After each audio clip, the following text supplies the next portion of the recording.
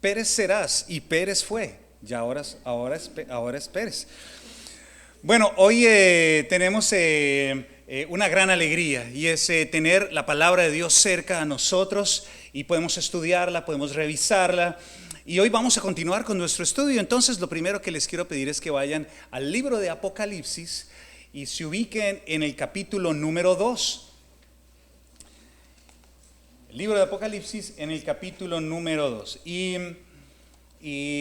antes de orar, de estudiar la palabra, les pido por favor que tengamos un momento para orar y concentrar nuestra mente, nuestro corazón en este mensaje que seguramente va a ser desafiante para todos, porque como lo vamos a leer, son 7 mensajes, hoy solamente veremos uno, pero como hablan a las iglesias y nosotros somos cristianos, seguramente de una u otra manera, alguno de nosotros va a salir de aquí con un corazón, con un llamado de atención.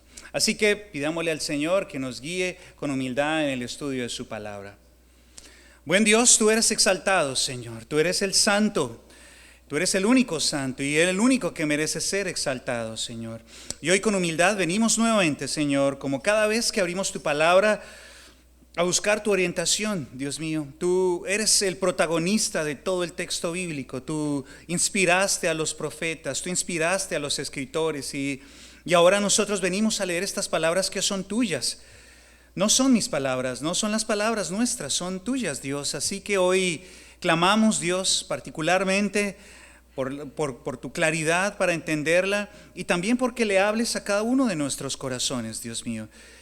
Quizás hay algo en nuestro corazón que necesita ser señalado o iluminado o cambiado, Padre, y hoy es el día para que nuestro corazón, Señor, lo identifique y pueda presentarse delante de ti como a ti te agrada, Padre. En el nombre de Jesús te lo pedimos. Amén. Bueno, vamos a iniciar. Quiero iniciar recordándoles tres cosas muy importantes. La primera de ellas es que este libro, como lo aprendimos semanas atrás, es un libro que está dirigido a 7 iglesias, esencialmente. Si ustedes leen en las Escrituras, en Apocalipsis capítulo 1, como está allí, el Señor Jesús le dice a Juan, escribe a las 7 iglesias, a esta. Y envía todo lo que les voy a decir, todo lo que tú vas a ver, escríbelo y se lo envías a las 7 iglesias. Ahora, tenemos 2 capítulos, el capítulo 2 y 3, con direcciones particulares a las iglesias. Pero después del capítulo 4, vamos desde el 4 hasta el 21, que con el favor de Dios lo estudiaremos más adelante, que también tienen otros mensajes de una manera más general de lo que va a pasar y de lo que estaba pasando en aquel año, bueno, a partir de aquel año, al final del primer siglo. Esto es muy importante porque vamos a escuchar por las próximas semanas algunos mensajes que son bastante desafiantes para algunas iglesias, es decir, algunas iglesias reciben muchos elogios, pero otras reciben poco más de reprensión. Y yo no sé si ustedes alguna vez se han sentido incómodos cuando le llaman la atención a un compañero delante de ustedes. Y cuando le están llamando la atención o cuando le dan un regaño, uno se siente, bueno, ojalá que no me lo dijera en público. Bueno, Jesús se asegura de hablarle a todos claramente y en público, de manera que todos nosotros podamos aprender. Quien escribe acá, mis hermanos, no es Juan. No es Juan el autor de este texto. El autor es Cristo. Juan es simplemente un facilitador, un escritor, la herramienta que el Señor utiliza para transmitir este mensaje. Nosotros leímos y estudiamos este texto la semana pasada, así que solamente quiero mencionarlo. El Señor Jesús se identifica como yo soy el primero. Yo soy el último, yo soy el que estuvo muerto y ahora vive por los siglos de los siglos. Y como lo explicamos, es el único que tiene la autoridad sobre la vida y sobre la muerte. Las 7 iglesias del Apocalipsis, como nosotros las conocemos y como el doctor Warren nos explicó hace algunas semanas, están vinculadas por carreteras. Y no hay algo muy, qué sé yo, secreto o cabalístico, perdón, en el número, en el orden. Realmente, como lo explicó el profesor, es simplemente lo que hizo Juan fue simplemente seguir la carretera y utilizó esas 7 iglesias. Ahora, ustedes pueden estar por completo seguros que para el año 96 o 97 después de Cristo, cuando se escribe este texto, hay muchas iglesias más que estas 7. Ya saben ustedes que Pablo inició 3 viajes, quizás un 4.º viaje misionero, y el mensaje llegó a muchos lugares. Ahora, no sabemos por qué Dios utilizó o escogió estas 7 iglesias, pero simplemente decidió escribirle a estas 7 para que todos nosotros hoy tengamos una gran lección. Y hoy vamos a empezar con la iglesia de Éfeso. Esa va a ser la iglesia a la cual nosotros vamos a dirigir nuestra atención. Y antes de leer el texto, quiero contarles algo. Todas las iglesias que vamos a estudiar tienen una particularidad en su comunicación. Hay 6 componentes. Casi están en todas, pero esos 6 componentes al menos aparecen en Éfeso. El primer componente es una audiencia. El autor le dice a la audiencia: voy hacia ustedes, esta carta va para estas personas. La siguiente es la identificación.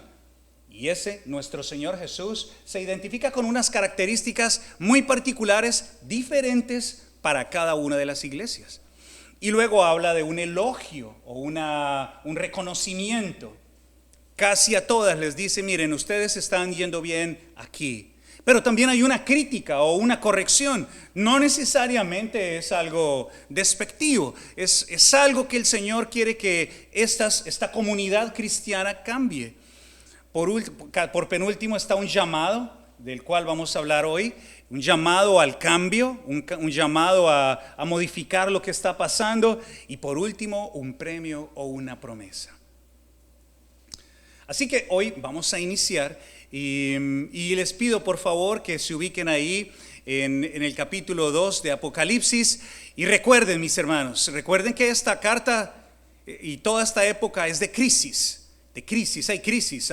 Los cristianos están siendo rodeados, los van a matar, los están persiguiendo. Y allí tienen una imagen de un pintor francés que en 1868 pintó ese cuadro que dibuja o nos lleva a pensar un poco más en la real situación que los cristianos vivían: perseguidos, azotados. Ahí ustedes ven algunos cristianos colgados en palos y prendidos en fuego. Ya ustedes han escuchado de esto antes, así que tengan esto en mente, porque es a esta comunidad a la que el Señor le habla. Y dice la palabra de Dios en Apocalipsis capítulo número 2, en el versículo número 1. Escribe al ángel de la iglesia en Éfeso, el que tiene las 7 estrellas en su diestra, el que anda en medio de los 7 candeleros de oro. Esto dice: yo conozco tus obras y tu arduo trabajo y paciencia, y que no puedes soportar a los malos, y has probado a los que dicen ser apóstoles y no lo son, y los has hallado mentirosos, y has sufrido, y has tenido paciencia, y has trabajado arduamente por amor de mi nombre, y no has desmayado. Pero tengo contra ti que has dejado tu primer amor. Recuerda por tanto de dónde has caído, y arrepiéntete, y haz las primeras obras, pues si no, vendré pronto a ti, y quitaré tu candelero de su lugar, si no te hubieres arrepentido.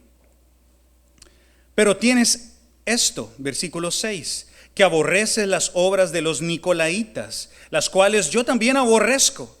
El que tiene oído, oiga lo que el Espíritu dice a las iglesias. Al que venciere le daré a comer del árbol de la vida, el cual está en medio del paraíso de Dios. Esas son las palabras de nuestro Señor a esta iglesia. Y si ustedes se dan cuenta, son solamente 7 versículos, pero podríamos sacar tanto de esto. que creo que el tiempo no nos va a dar, pero no se preocupen, no voy a ir hasta las 2. Vamos a tomar solamente el tiempo justo para este mensaje. ¿Cuál es la audiencia, mis hermanos? Ese es el punto número 1. ¿Cuál es la audiencia? Éfeso, así es. ¿Y qué era Éfeso? Bueno, hay varias fotografías que nos pueden ayudar a imaginarnos cómo era esa metrópoli, más o menos para la época romana.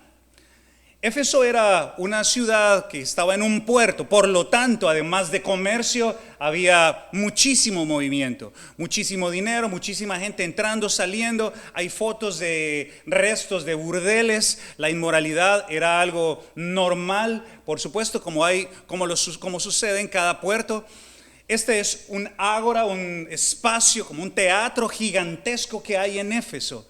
Esta mañana estaba pensando que a veces hoy día en nuestros países, con tanta tecnología y con tanta ingeniería, se hace un puente y se cae.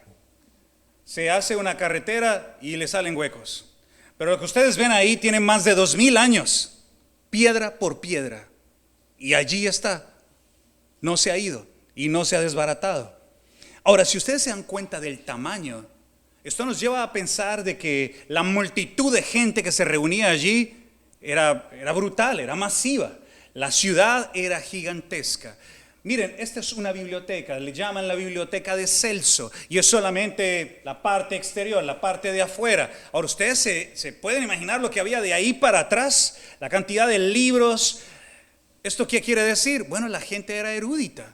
Era una ciudad romana, pero antes había pasado por las manos de Alejandro el Grande, de manera que habían rollos, habían muchas cosas. Era una ciudad donde se movía también bastante conocimiento.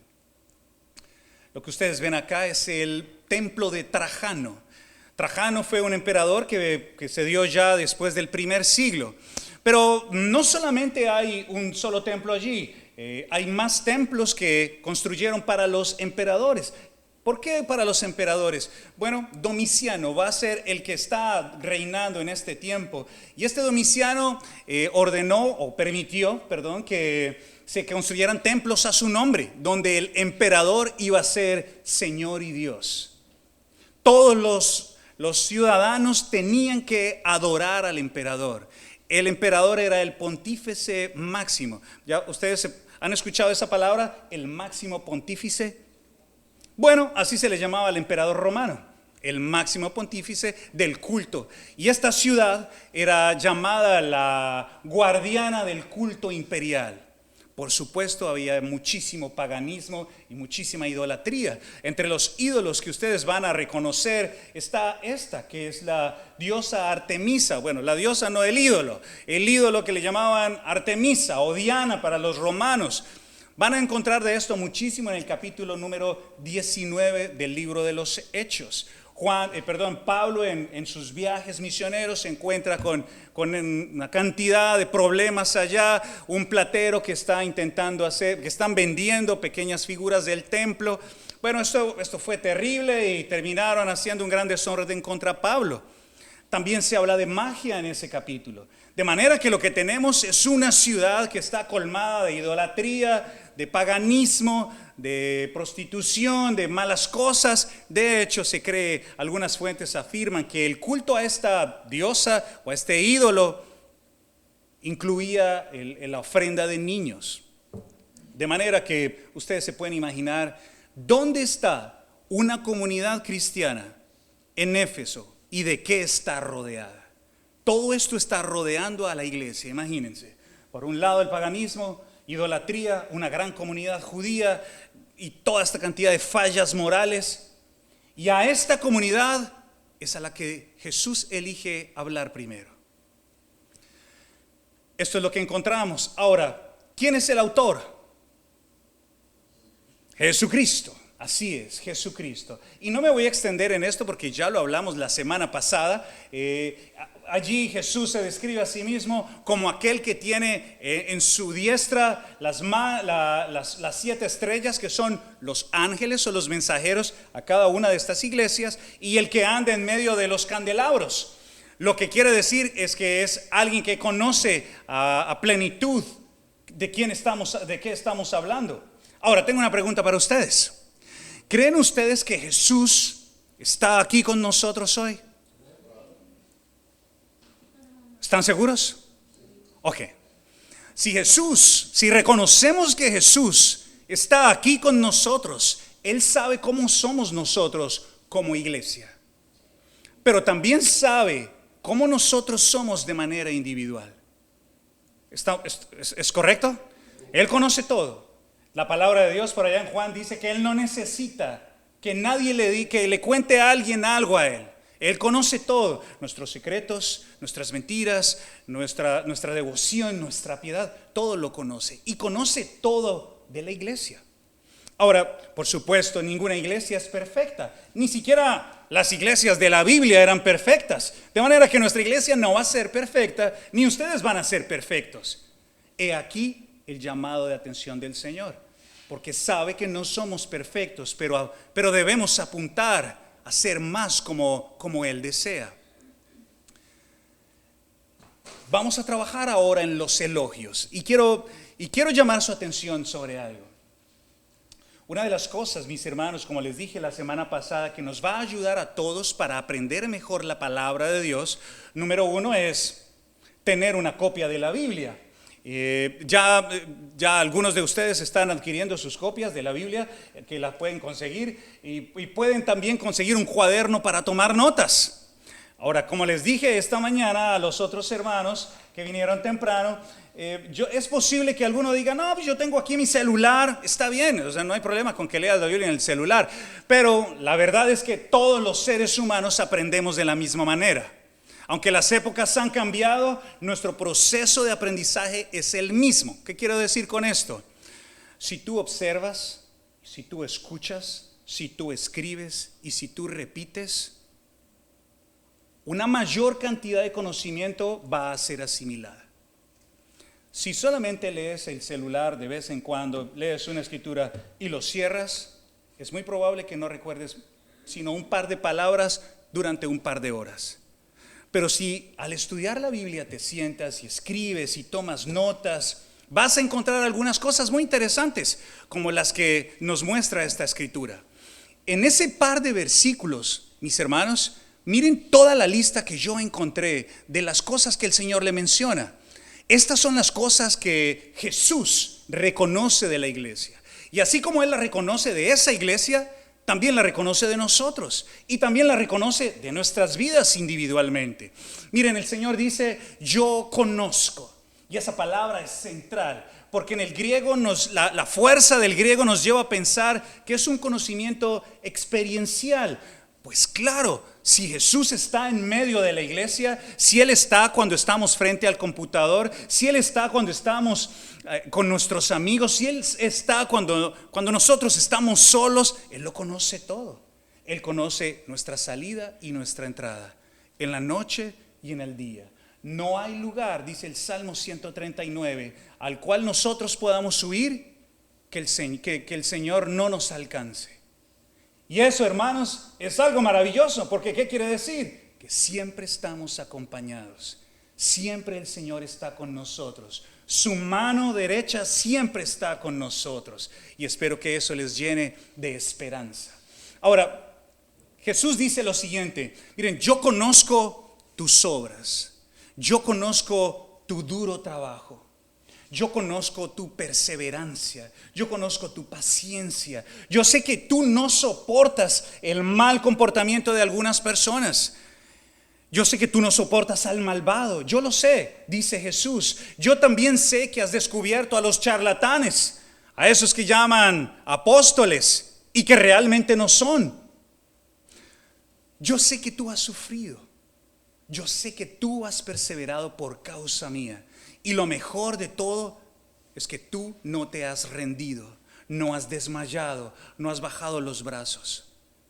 Miren, Jesús es muy generoso y también es consciente de las luchas que la iglesia está teniendo. Todo eso que está pasando en la iglesia a su alrededor, y encuentra Jesús una iglesia que se esfuerza por hacer las cosas bien, ¿no? Hay muchos charlatanes y hoy día hay muchos charlatanes también. ¿no? Algunas personas que se hacen llamar apóstoles y estafan la gente y les piden dinero y dejan la gente en la calle y todas esas cosas. Malas enseñanzas. Timoteo estuvo en Primera de Timoteo predicando allá en Éfeso sobre todo esto. Estas personas realmente amaban a Dios a su manera, pero su manera de mostrar su amor era haciendo cosas, portándose bien, buscando por la sana doctrina, hacer y decir lo que a Dios le agrada, hasta donde ellos creían que era correcto, y perseveraban y sufrían en medio de tanta persecución. Este hombre fue el emperador que regía durante la escritura de este texto. Él se llamó Domiciano. Él inició la segunda persecución de los cristianos. Y ya hemos hablado un poco antes acerca de eso. Pero estas fueron unas palabras de un estatuto, de un decreto que él hizo. Que ningún cristiano, una vez traído ante un tribunal, debería quedar exento de castigo. Si tú eras cristiano y te traían ante un tribunal romano, tú tenías que ser castigado. ¿Y ese castigo qué incluía? O bien la muerte, o bien el exilio. Tenías que renunciar a la fe. Un día un hombre que se llamó Policarpo fue llevado ante un cristiano, fue llevado ante sus acusadores y le dijeron: renuncia ahora a tu fe cristiana, renuncia a ese Jesús y adora al emperador. Y Policarpo le dijo: oye, mi Señor no me ha hecho nada malo a mí. ¿Por qué yo he de renunciar a Él? Porque si no renuncias, te vamos a ejecutar. ¿No escuchas acaso los leones que rugen por tu carne? Él no renunció a su fe y fue sacrificado. La iglesia sufría de este tipo de persecuciones. Probablemente estaba sin pastor porque Juan había estado en Patmos no sabemos cuánto tiempo. Eso era ser cristiano en este tiempo. Saben, yo a veces me cuestiono a mí mismo sobre mi propio cristianismo y les invito a que hagan lo mismo con ustedes. A veces es fácil amar a Dios y para nosotros honestamente no es muy complicado. Miren, tenemos un lugar donde hay luz, hay agua, hay aire, nadie nos está persiguiendo, no hay leones que están aguardando por nuestra vida, no hay nadie que te esté sacando dinero del bolsillo, no hay nada de eso. Tú puedes venir a la iglesia cuando quieras y puedes salir cuando quieras, te espera un auto que te transporta a casa, tienes comida en tu casa, tus hijos no van a ser sacrificados delante de tus ojos por ser cristiano. Seguramente debes tener unos pesos en el bolsillo, unos dólares en el bolsillo para ir aquí al Walmart y comprarte un pollo si quieres y salir después de este lugar a comer tranquilo. Pero para esta iglesia ser cristiano era una pesadilla. Era una pesadilla porque sus vidas estaban en riesgo. Este hombre pidió ser llamado Señor y Dios. Y quien no se arrodillara delante de este hombre iba a ser ejecutado. He allí la fuerza de aquel llamado de Pablo en Romanos cuando le dice a la gente que reconozca a Jesús como Señor. Porque reconocer a Jesús como Señor era ponerse una daga en el cuello. Hoy día nosotros reconocemos a Jesús como Señor en un momento de emoción. ¿Quién quiere pasar? Y pasamos y muchas personas reconocen a Jesús y se van para su casa y sus vidas siguen siendo exactamente las mismas. Pero estos hombres de la Biblia, si decían que Jesús era el Señor, este personaje los podía ejecutar. Entonces, tú tenías que estar muy bien convencido de lo que ibas a decir, porque si no estabas convencido, podrías morir por algo que ni siquiera creías. Ahora vamos a hablar un poco de la corrección. Hay grandes elogios, pero hay una corrección muy fuerte que es muy corta. El Señor les dice en el versículo 4 estas palabras: pero tengo esto contra ti, que has dejado tu primer amor. Ahora, parecería muy sencillo estas palabras, parecería algo muy simple, Pero lo que Jesús le está diciendo a esta iglesia es algo crítico, porque fíjense, hay una larga lista de cosas buenas, ¿no? Han hecho muchas cosas, están sufriendo, están perseverando y no se desaniman. Es decir, no están sirviendo a Dios y están ahí como, me toca. No, lo están haciendo lo que tienen que hacer de acuerdo a su mente. Pero Jesús dice, falta algo acá. Falta amor aquí. Falta amor. Dos palabras son importantes acá. Una es dejar y otra es amor. Vamos a hablar de la primera. Y quiero que recuerden algo. Y esto de pronto nos puede ayudar a todos nosotros hoy. Esta iglesia está en medio de todos estos conflictos. Y intento ponerme en sus zapatos, ¿no? Es como si nosotros estuviéramos hoy aquí, ¿no? Y hubiera subido a la presidencia un gobierno absolutista que dice que los cristianos no pueden predicar, que los cristianos tienen que reconocer al presidente como Señor y Dios. Entonces, en medio de tantas cosas, la iglesia se pudo distraer. Artemisa por un lado, los burdeles y la inmoralidad por otro lado, Domiciano que está matando cristianos y por otro lado los falsos maestros y los apóstoles. Imagínate toda esta pintura y además cuidar a los cristianos. De pronto la iglesia vio tantas cosas y se desorientó y dejó por fuera lo más importante, el amor a nuestro Dios. Yo no sé cómo es para ustedes. Ahora, este mensaje es para toda la iglesia, pero nos habla a nosotros en particular. De pronto tú sientes honestamente que tu devoción a Dios y tu amor por Dios está bien. O sea, no hay nada de malo en eso. Gracias a Dios por eso, gloria a Dios por eso. Si tú te sientes satisfecho con tu vida espiritual, con tu devoción a Dios, está bien, no tienes que sentirte mal y empezar a buscar, bueno, ¿dónde es que está? ¿Dónde yo me equivoqué? No se trata de buscar un momento de culpa. Bueno, de pronto algunos de nosotros podríamos sentirnos bien y otros podríamos sentirnos mal. Pero yo te quiero preguntar particularmente, si Jesús, que está hoy aquí, nos mirara a nuestros ojos y nos dijera, tú has dejado tu primer amor, tú has dejado tu primer amor, ¿qué nos diría? ¿Qué diría Él de nosotros? ¿Qué diría hoy de ti? ¿Te miraría a los ojos y te diría lo mismo que les dijo a ellos? ¿Tú has dejado tu primer amor? Yo no sé, eso lo saben ustedes.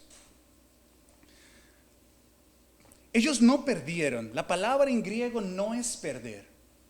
La palabra en griego es dejar. Jesús les dice, ustedes han dejado. La palabra nos lleva a pensar en alguien que toma distancia, como cuando alguien se enoja con otra persona y toma distancia. A esta persona hay que tenerla de lejos porque de pronto... Eso es lo que ha hecho la iglesia. Esa es la palabra que Jesús usted está usando. Les dice, ustedes han tomado distancia de su amor por mí. Ustedes han dejado, han abandonado, lo han puesto a un lado, me han puesto a un lado y me han dejado. Y curiosamente va a ser lo mismo que le va a decir a otra iglesia más adelante, pero será otro mensaje.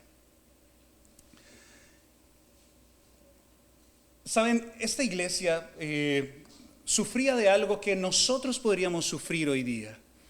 Y es un enfoque brutal en hacer en lugar de ser.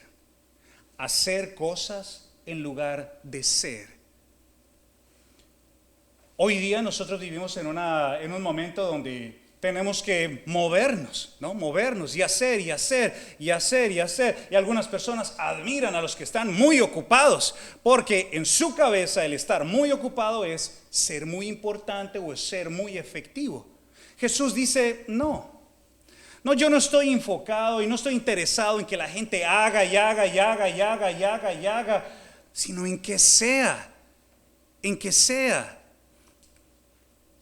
Si el enfoque, mis hermanos, está en hacer, si tu identidad como cristiano está determinada por lo que tú haces y no por lo que tú eres, pronto te vas a ver abocado a vivir haciendo cosas, pero por dentro estar completamente vacío. Para algunas personas, estudiar es su identidad. Estudiar para ser alguien. No, tú ya eres alguien. Trabajar para ser alguien. Y pasa lo mismo en la iglesia. Hacer cosas en la iglesia porque soy cristiano. Pero eso está errado. Uno es cristiano no porque hace cosas, sino porque tiene una fe en Cristo. Alguien podría decir, yo soy cristiano. Así, ¿y por qué tú eres cristiano? Porque yo voy a la iglesia. Yo soy cristiano porque por eso canto. Yo soy cristiano y por eso predico. Y yo soy cristiano porque yo doy mi ofrenda. Y yo soy cristiano y por eso sirvo. No, esas son cosas que tú haces. La iglesia no es tu identidad. Lo que tú haces no es tu identidad. Lo que tú eres como cristiano está determinado por la fe que tú tienes en Cristo, tu relación con Dios. De manera que nadie puede aquí sentirse desplazado por esas teologías baratas que encontramos en la calle, donde nos dicen que estamos más cerca o más lejos de Dios de acuerdo al dinero que depositamos en una iglesia. Nosotros estamos cerca de Dios porque Él ha decidido acercarnos a su corazón. Y el único camino que Él ha trazado es Jesucristo. ¿Me doy a entender? Ahora, es una buena cosa pensar. ¿Estás enfocado en hacer y no en ser cristiano, en ser cristiana, no en hacer cosas? Miren, todos los predicadores sabemos algo. Y es que muchos de los que vienen a las iglesias, y quizás algunos de ustedes, así que vuelvan, su cuerpo está acá, pero su mente no está acá. Muchos están aquí, pero están pensando en el almuerzo. Muchos están acá, pero están pensando en la deuda que tienen o en el trabajo que tienen que hacer mañana. Apenas salga de aquí, el predicador sigue hablando, apenas salga de aquí, tengo que ir al Walmart, comprar la leche, comprar el pan y luego ir y el predicador sigue hablando. Lo sé, todos lo hacemos, todos lo sabemos. Ahora, alguien podría pensar, yo estoy bien con Dios porque voy a la iglesia, aunque su cuerpo está en la iglesia, pero su mente está lejos. ¿Me doy a entender? Mis hermanos, nosotros somos cristianos no porque venimos a la iglesia, sino porque renunciamos a nuestra vida y depositamos nuestra fe en Dios, porque decidimos amar a Dios sobre todas las cosas, no porque empezamos a hacer cosas. Miren esta palabra. Esa palabra que el Señor les dice, he dejado, ya lo estudiamos, ha dejado su primer amor. La palabra amor en el griego es ágape. Eso es el amor que Dios está demandando. Y le dice a la iglesia, miren, el amor que ustedes han dejado por mí es ese amor, ese tipo de amor, ese amor ágape. Y se han hablado muchísimas cosas de este amor y no me voy a alargar en todo esto. ¿Qué mejor que encontrar en las Escrituras qué tipo de amor estaba demandando el Señor de ellos? Y ese amor está plenamente descrito en 1 Corintios capítulo 13, versículos 4 al 7. Y dice la palabra de Dios. Miren, acá lo puse, le cambié el amor por ágape. Esas son letritas en griego, ya saben, unas letras en griego. Ese amor ágape, ese amor que Dios demanda de ustedes y de mí es este. El ágape o el amor es sufrido, es benigno. El amor no tiene envidia, el amor no es jactancioso, no se envanece, no hace nada indebido, no busca lo suyo, no se irrita, no guarda rencor, no se goza de la injusticia, mas se goza de la verdad. Todo lo sufre, todo lo cree, todo lo espera, todo lo soporta. ¿Saben qué es curioso? El Señor nunca demanda otras cosas de la iglesia. No le dice a la iglesia de Éfeso, mira iglesia, te condeno porque tú no trajiste tu ofrenda. No. Te condeno porque no vienes con corbata a la iglesia. No. No dice nada de eso. Dice te condeno, te llamo la atención porque tú no me has amado. Porque el amor que tú tenías antes ha desaparecido. Lo has abandonado. Lo has dejado a un lado. ¿Y qué tipo de amor estaba esperando Dios? Si ustedes se dan cuenta, el amor era total, una entrega completa hacia Dios, un amor donde uno se abandona a sí mismo porque no es jactancioso, no busca lo suyo y busca a Dios con todo su corazón.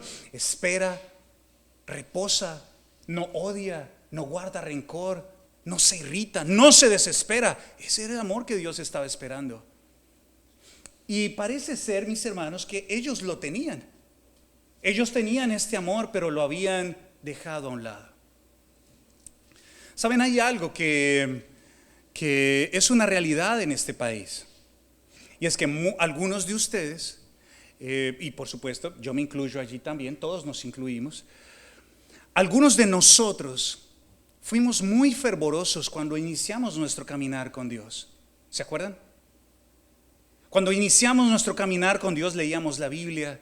Cuando iniciamos nuestro caminar con Dios orábamos en la mañana, en la tarde, y estábamos siempre pensando en el buen Dios que nos había perdonado, ¿se acuerdan? Y queríamos contarle a nuestros papás, a nuestros amigos, y de pronto ustedes han encontrado amigos que están ahí, oiga, venga a la iglesia, conozca de Dios, Dios me ha cambiado, y alguno pensaría, sí, gracias, pero ese es el fervor de alguien que está feliz, está transformado, pero con el tiempo uno cambia y ese fervor empieza a disminuir. Eso pasa cuando uno está casado también. Al principio hay mucho fervor, mucho cariño, muchos detalles, y con el tiempo empieza a decaer y empiezan algunas cosas a cambiar. Jesús les dice a ellos, mira, yo sé que está pasando todo esto, yo sé que hay tantas circunstancias difíciles, pero tienes que recordar ese amor. Una de las cosas que son difíciles para nosotros en este país es que algunos de nosotros éramos muy fervorosos en el pasado. Antes, cuando empezamos, algunos de los que están aquí, cuando estaban en sus países, estaban llenos de pasión por Dios. Había tanto tiempo, había tanta pasión, pero cuando llegamos a este país, la cultura nos consume. Y el amor por Dios empieza a ahogarse en medio de tantas necesidades y tantas ocupaciones. Entonces el amor por Dios queda relegado a 2 horas el domingo si hay tiempo. Porque hay tantas cosas que hacer. Quizás Dios nos está hablando a nosotros y nos está diciendo, ¿dónde está tu primer amor? ¿Dónde está el amor apasionado que tú tuviste por mí? Esa es la llamada del Señor a estas personas. Dios no está interesado en tus cosas materiales, en sacar cosas de ti. Él está interesado en una relación personal de padre a hijo. ¿Cuántos de nosotros no sufrimos en nuestros matrimonios? No sufrimos con nuestros hijos, no sufrimos con nuestra vida personal allá al interior, con tantos pensamientos. Sufrimos, pero no buscamos ayuda. No, yo sé, yo tomo mis decisiones, yo sé, y Dios está abriendo los brazos. Yo te ayudo con tu hogar, yo te ayudo con tus hijos, yo te ayudo con tu autoestima, yo te ayudo a salir adelante, yo te ayudo con tus culpas.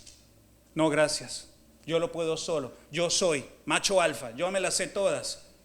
Entonces Dios dice, ok, ¿quieres hacerlo a tu modo? ¿Quieres romperte las rodillas otra vez? Adelante. Pero mi mano está extendida hacia ti.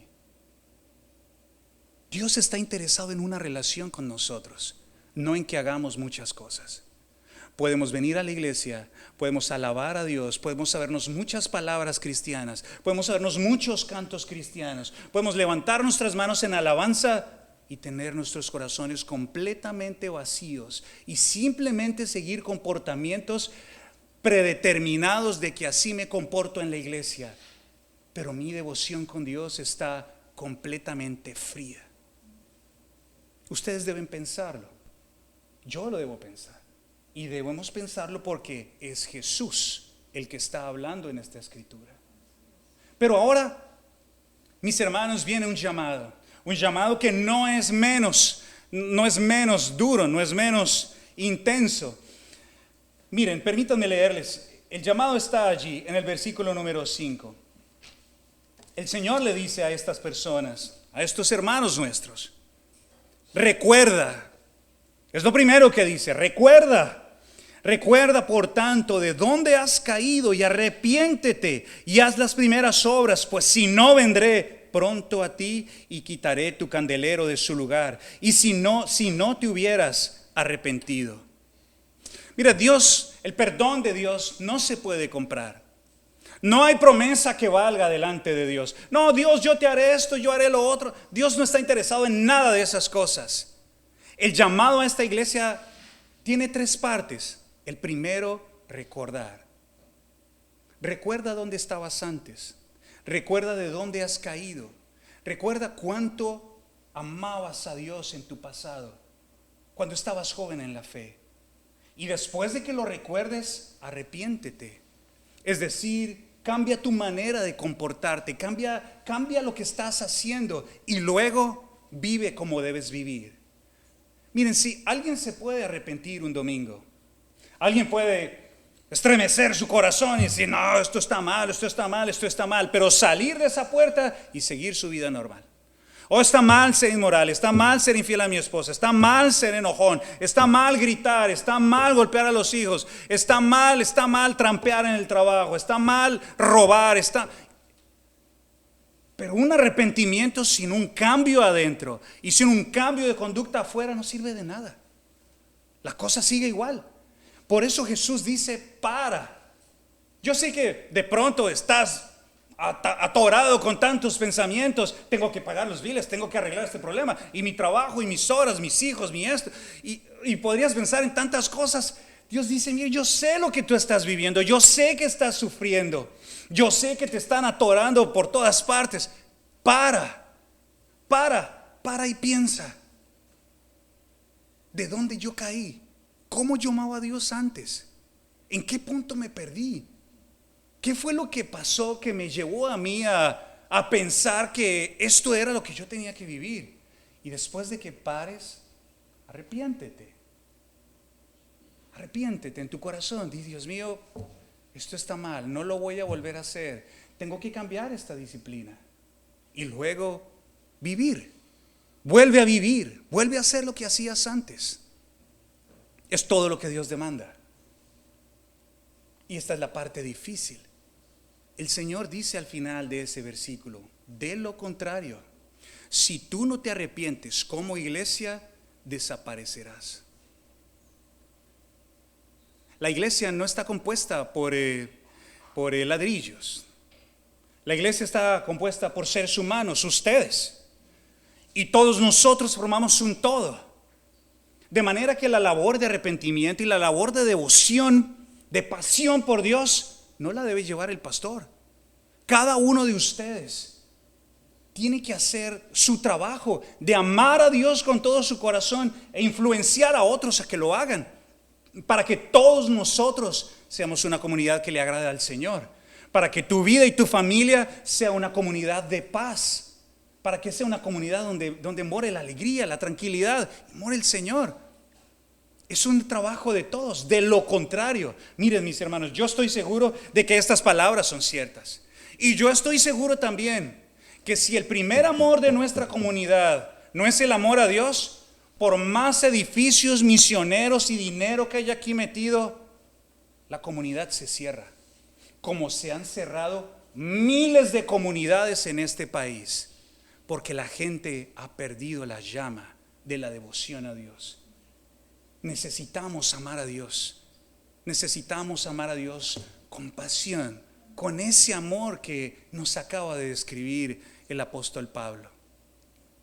Esta pregunta te puede ayudar a encontrar el balance en medio del caos, en medio del caos del día a día. ¿Qué es lo más importante? ¿Son más importantes todas estas preocupaciones o tengo un Dios que es más importante? ¿Es más importante mi angustia? No, yo tengo un Dios, tengo un creador que vela por mí.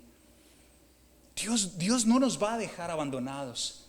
Miren, el Señor hubiera podido decirle a esta iglesia, ¿saben qué? Ustedes son una partida de hipócritas que lo que hacen es hacer cosas de religiosos y ya, cerrar la iglesia, quitar el candelabro y no advertir nada. Pero Él no está interesado en destruirnos, sino en extender sus brazos hacia nosotros llamarnos, arrepiéntete, vuelve a hacer lo que hacías antes, vive, has sido sufrido, vive la vida que yo te he llamado a vivir. A mí me parece que el Señor siempre nos brinda esperanza. Y ahora quiero terminar, mis hermanos, con las bellas palabras que están ahí al final, que también son un desafío. El que tiene oídos, esas palabras las dijo Jesús varias veces en los evangelios. Después de hacer una advertencia, decía lo mismo. El que tiene oídos, que oiga. El que tiene oídos, que oiga. Ahora, si te calza esto a tu corazón, lo que estamos hablando hoy, si sientes realmente que has dejado que tu corazón se ahogue, como en la parábola de las semillas que se han agotado, tranquilo, no hay problema. No estás condenado. Solamente para y escucha. La oveja escucha la voz ¿de quién? De su pastor. Y la reconoces y la sigues. Yo no soy tu pastor. El pastor tuyo está en el cielo. Jesús es tu pastor. Yo no soy tu pastor. Yo soy un predicador, un servidor. Pero el pastor está llamándonos a cada uno de nosotros y nos está diciendo: si tienes oídos, escucha.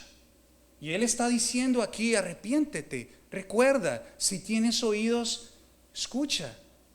Escucha y mira lo que tengo para ti. ¿Sabes qué tengo para ti? Al que salga vencedor, le daré a comer del árbol de la vida. Ningún pastor puede llevar a nadie al cielo. Ningún sacerdote puede prometer tal cosa.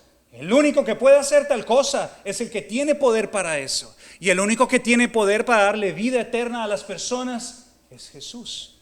Y Jesús les dice a ustedes, cristianos, y les dijo a ellos: si salen vencedores, si vuelven al principio, les daré a comer del árbol de la vida. ¿Se acuerdan del árbol que leímos al principio? Ese árbol estaba allá en el paraíso. La palabra paraíso en hebreo significa lugar de descanso o lugar de reposo. Dios nos dará nuestro reposo para siempre. Él es el único que nos puede dar reposo de todas estas angustias, de todo este caos que podemos vivir en este mundo. ¿Qué debemos hacer? Búscalo con intensidad, ámalo con intensidad, ama a Dios, búscalo, escucha su palabra y Él tiene algo para ti que solo Él puede darte. Hoy, mis hermanos, quiero invitarlos a cada uno de ustedes a recordar. Recuerden lo que han sido. Recuerden dónde estaban, recuerden el amor que Dios les ha tenido a ustedes y que ese amor de Dios por ustedes los motive a buscarlo con la misma intensidad a Él. Oremos y pidámosle al Señor de su espíritu y de su fuerza para poder buscarlo.